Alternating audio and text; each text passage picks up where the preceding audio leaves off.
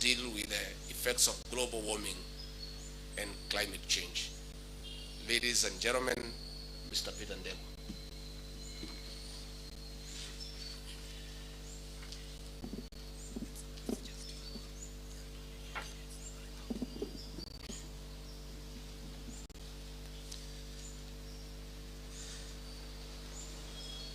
Your Excellency, the Deputy President, Rigathi,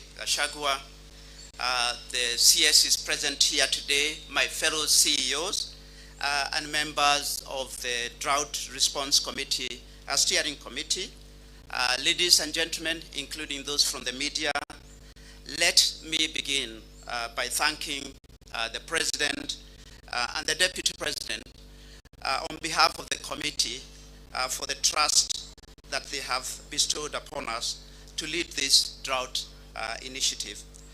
We do not take this responsibility lightly. We know that what is expected of us, and we are ready, we are willing, and we are able to deliver the mandate together. We are all aware of the dire situation as has been described by Your Excellency, that is affecting half of Kenya's counties following 4 failed consecutive rain seasons. And from the NDMA reports, we seem headed for a 5th successful failed rainy season. And I know that recently we've seen some rain coming through. We should not be take life. We should assume that this is going to get worse. So this initiative is really critical. I've personally traveled to Marsabit and to Isiolo for food distribution drives, and have witnessed the effect that the drought is having on livelihoods and on lives. However, I've also been immensely touched by the resilience shown by our brothers and sisters in these counties. Ladies and gentlemen, we know that there is no single entity, whether in government, NGO, or in the private sector, that can tackle this alone. It requires the partnership and collaboration across all sectors, as Your Excellency, you have stated, for both short-term but also long-term interventions. We have already seen these partnerships come to life in various aspects. We've had initiatives such as Pamoja Tungane between private sector. We've seen a lot of support from various other institutions. We also know that there are various companies that have been doing their bit by trying to reach the most impacted through food donations to supplement what the government is already doing. With this committee in place, we now have an opportunity to bring all our efforts under one umbrella and to have real long-term lasting impact in terms of both dealing with the emergency, but also, as Your Excellency, you said, in terms of dealing the future too. Under the leadership and the stewardship of the Deputy President, we look forward to incorporating all the necessary technical expertise needed in order to fulfill the mandate given to us by His Excellency, the President.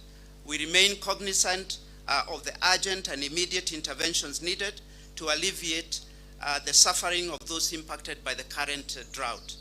That is why the committee is dedicated to immediately establish and implement a national drought mitigation appeal fund under the auspices of the Kenya Red Cross. We will also be seeking to mobilize resources and supplement the government's drought response program in alleviating the impact of the drought ravaging the country. And every small contribution, big or small, everything counts. And as Your Excellency, you've said, by the end of today, we'll have a pay bill, a number that will be the single point of contribution by anyone who wants to contribute. The committee will also be meeting later so that we establish other processes, including opening an account that will allow us to mobilize and manage the funds that are received.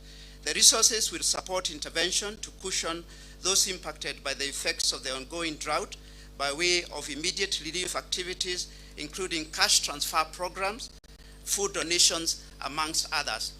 But even as we discuss and implement these short-term measures, as you said, Your Excellency, we are aware that there is need to look at long-term interventions to mitigate the effects of the perennial drought, and the climate change which has been blamed for the current situation.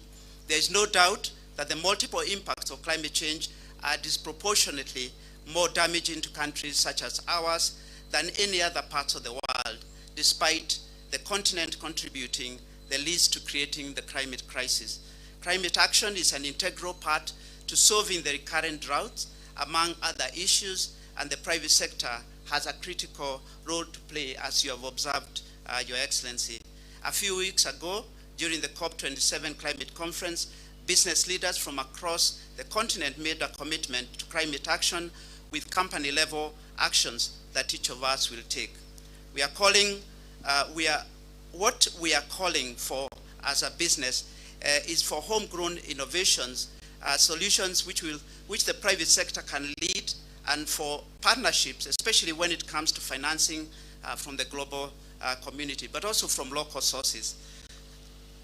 So some of the practical steps that the private sector can take include joining the science-based target initiatives and other initiatives that many stakeholders have already spoken about. As we transition to a green economy, we must also ensure a just transition by investing in job-rich growth and also protection of workers and communities we operate in. When it comes to technology, we have an opportunity for strategic collaboration and investment in companies that offer alternative green solutions. We can also integrate tree planting as a corporate social investment pillar and deploy appropriate resources towards afforestation service. And we are cognizant of the commitment and the challenge that the President made during the COP27. I call upon my fellow CEO to join the Business Leaders Coalition that we can bring together and bring to life our climate action ambition. I recognize companies such as Equity Bank, Diamond Trust Bank, East Africa Breweries, KCB, and whose CEOs have already joined the coalition, and many others as part of creating partnership that allow us to get to the next stage. Your Excellency, ladies and gentlemen, we know that the task ahead of us will not be an easy one, but I assure you, and indeed all Kenyans, that we are ready for the challenge. We look forward to working with all those involved to ensure that we implement appropriate measures and actions to reduce the vulnerability to and the impact of the perennial drought. I need to end by saying we all operate and run large organizations, and we know that unless Kenyans are doing well and continue to have a livelihood that they can rely on, as companies, we cannot be able to be successful in the long term.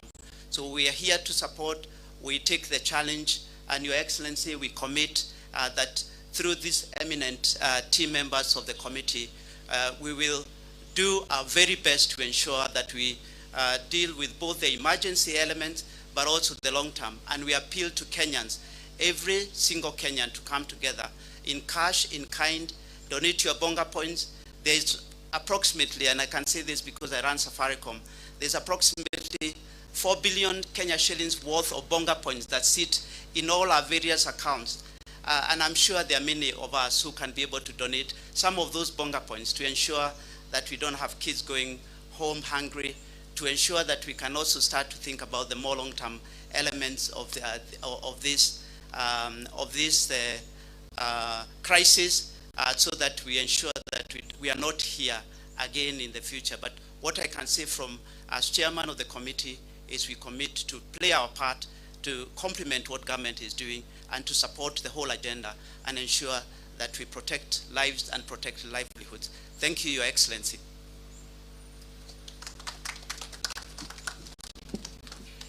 Thank you very much. We are not going to take any questions for now. So questions will be taken in